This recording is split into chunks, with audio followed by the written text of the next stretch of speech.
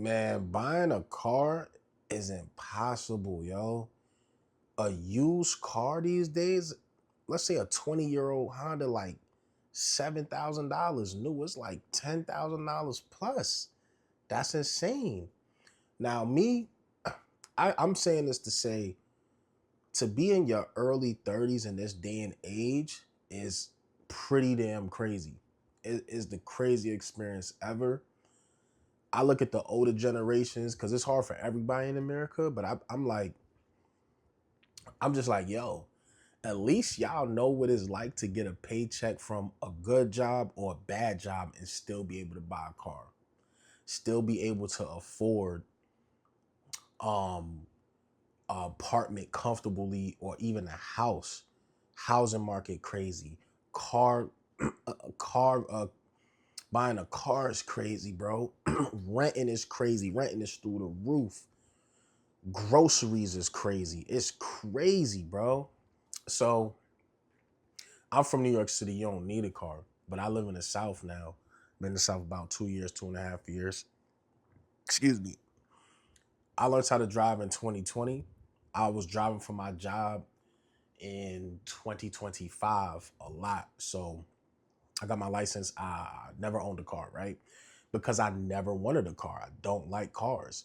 I always looked at cars like, yo, cars is expensive. You paying for insurance every month. You paying a car note every month. If you're not paying a car note, you paying insurance, right? So I say this to say, you know, I just like when I don't like cars, I like clothes and I like shoes.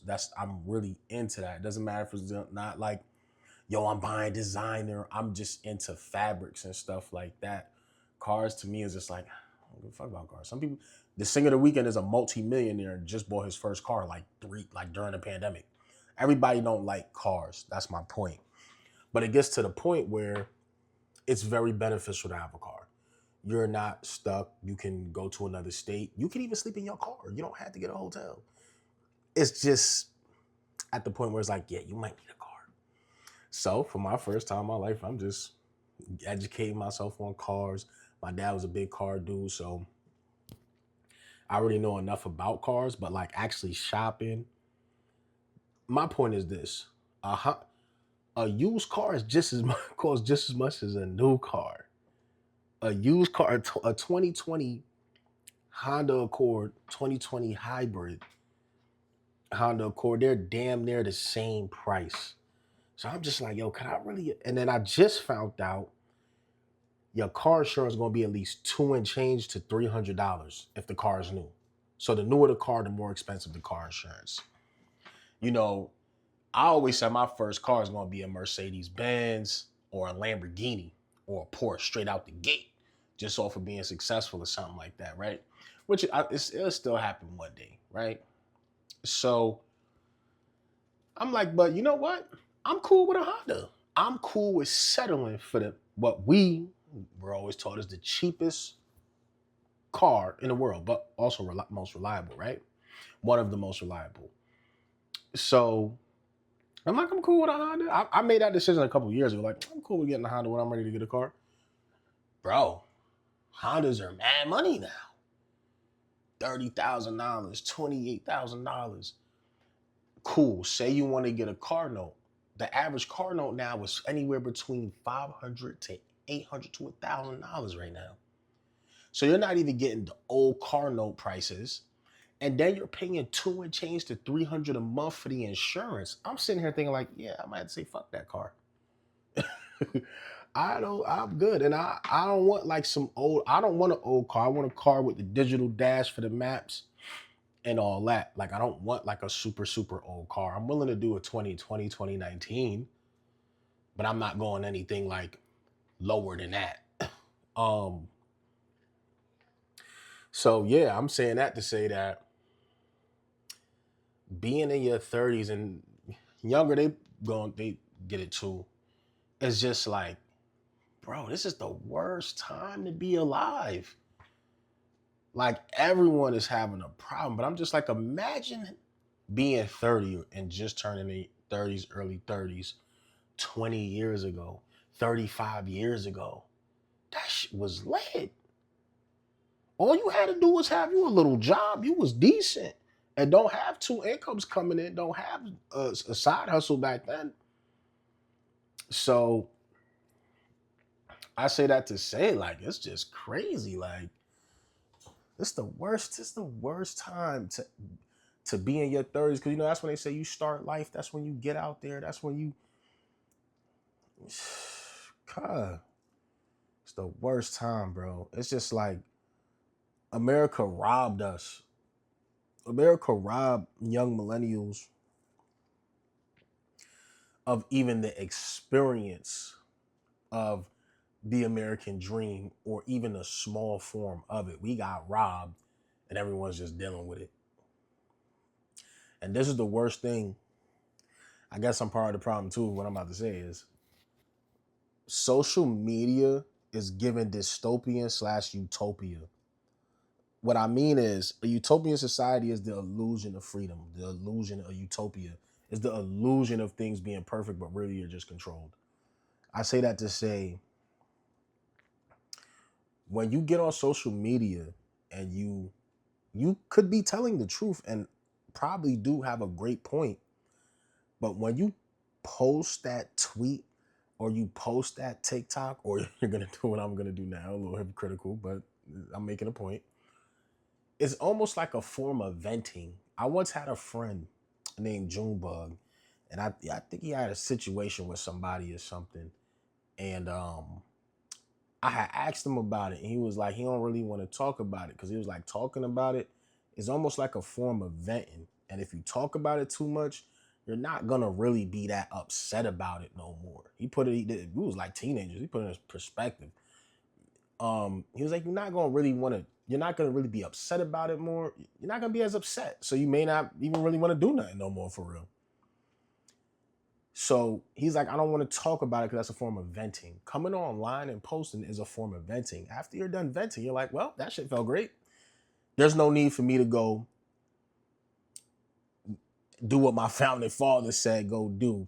Go bear my Second Amendment right, First Amendment right, and go take over the government like they did whenever they had a problem or their government got out of control and started taxing them, or when they was in Britain. And that's mainly really for Caucasian folks. That's y'all history. And at the end of the day, that's who owns the country. That's who founded the country when it comes to modern history. Yes, there was people here already, but that's not, we not Hoteping right now. We talking white American history. And I always wonder, like, how come white people, they they never they never lean into their American history. They never truly lean into the history. It's almost like they don't even care about their history outside of like hot dogs, the American flag, barbecuing, and shotguns. They don't have no photos of, we got photos of our heroes on our walls and stuff, Martin Luther King, Malcolm X. You don't walk in a house and see George Washington, Abraham Lincoln, or none of their none of their founding fathers on their walls, on their house, on their photo tattoo, nothing. You know, if there is movies, they're not as memorable as, like, let's say, black people heroes. So I say that to say is, why why do white people have such a disconnect with their own history in America?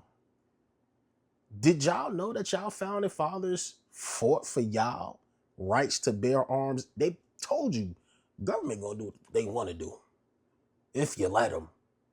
And if they doing what they want to do, you supposed to go bear arms and go handle that. By the time you done tweeting and making your TikTok or ranting, it's like, I'm not really that mad no more. And when I'm mad again, I'm just gonna go post on social media about it and then not feel as mad about it anymore. So you're not really gonna have that anger to be like, I want to do something, because you done got it off your chest by posting it on social media. So that just interests me about white people. Y'all never really in tune with y'all own American history. Forget black people for a second. You don't gotta, we movies, TV shows, we gonna let y'all know about our history and who we feel, what we feel the real history is, right? But none of these people was on y'all wall. Even y'all ancestors, people from sweet conquerors from Sweden, the Dutch, the Brits. Why is none of these kings on y'all wall? They gave y'all the blueprint. That's why I say, how white people let their country get like this? Having the black conversation is just a totally different conversation, because it's almost like you have two struggles in one. It's like you got to fight the government, which is really white people should be doing, because that's really their thing, and these rights and laws benefit them the most. We still got to join in on that, but then also fight for the black right. That's just a more complicated conversation. So that's why I'm not, just don't got nothing to do with black people right now. So how did y'all let y'all country get like this? I don't want to hear about Trump. I don't like Trump, but I don't like no president. I never believed in voting since the fourth grade, and you learn about the electoral college, and who really decides to vote. It don't matter how many votes you have. If you don't win the electoral college, it's irrelevant. So I, from then in the fourth grade, I said, yeah, I'm never voting, and I never did. I'm not taking part in it. It's not real. Not only that, most of these presidents are not really doing it. They've never really done anything. And I always remind people that when we look at the country and say, like, things is expensive since Trump in office, I agree, but I don't like to say that because it makes it seem like things just got bad when things did not just get bad. We could go last president, the president before that, when Trump was last president, and the president before that, it was bad back then. So I always tell people, I like to say things in America has been bad for too long. I don't like to say since Trump been in office, because to me it's like, wait, so you're saying shit only been bad for 2 years? I remember when lemons went up in 2020. I remember when the prices on things started going up in 2020. Prices were going up on things before tariffs. Trump made it worse. But this shit been overly fucked up. Before that man got in office, before his first term, when you look at the economy, this is why I wish Trump was never president, because it makes it seem like, shit just got bad. So you telling me America's only been rough for 2 years, a year and a half? Not for me. So I say that to say is like, you can't even buy yourself I'm not even gonna say you can't buy yourself a new car, not the latest car, a new car. Cause I know y'all say, oh, y'all niggas trying to be fancy. You want a 2028 and 2026. No. Just everyone should be able to take their money from their job and buy a new car. I don't care if that new car is 10 years old or 5 years old. If you want 0 mileage on your car when you pull off the lot, being in America, you deserve to be able to pull off the lot with 0 mileage if that's what you want. And it shouldn't be $35,000 for a damn Honda. It shouldn't be $250 for car insurance. And I'm seeing a lot of people say car insurance these days